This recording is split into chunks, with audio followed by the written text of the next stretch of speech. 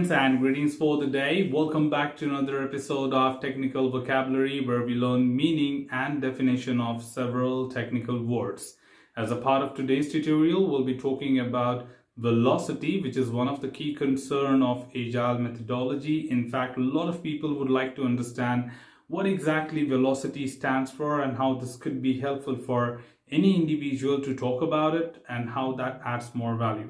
So when we talk about the velocity is basically a comparison of two or more sprints which the Scrum team has completed, and a comparison of committed versus delivered number of story points will be reflected as a part of this velocity chart. Now, the velocity chart generally represents two columns for each sprint. One column representing the number of committed story points and the second column for the same sprint showcasing the number of delivered story points. And similarly for the sprint 2, 2 columns, sprint 3, 2 columns, and so on.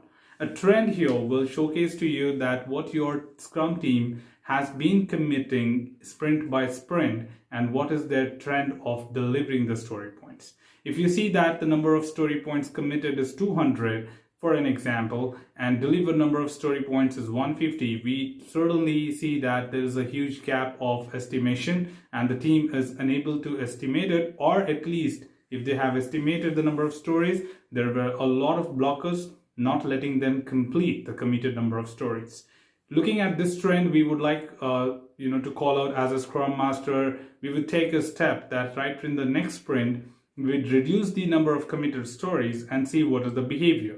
So in the committed number of stories, say we have a reduction, we go with 150 story points and see what is the delivered number of story points there. If it is exactly the same, that is 150 committed and 150 delivered, it makes pretty much sense that my team can handle 150 points in a sprint very well, but not more than that.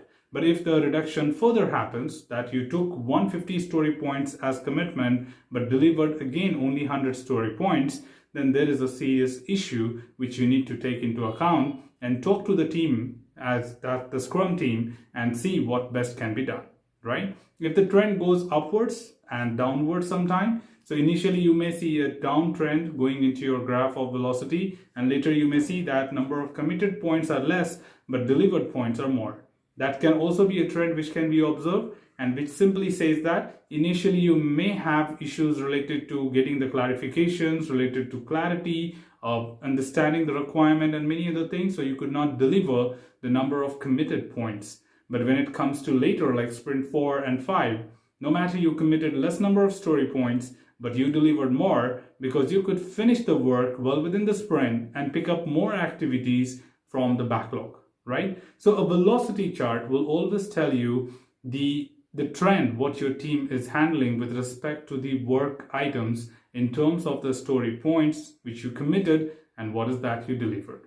So keeping it short and simple, that was all to talk about the velocity. I hope you got a good understanding of that. If you have any more questions, any other terminologies which you want me to talk about, and let me know by dropping a comment below. So that's all from this particular tutorial, team. Should you have anything else, feel free to comment below. I'm always there to address your queries and answer them well. Till then, keep learning, keep exploring, keep understanding the context.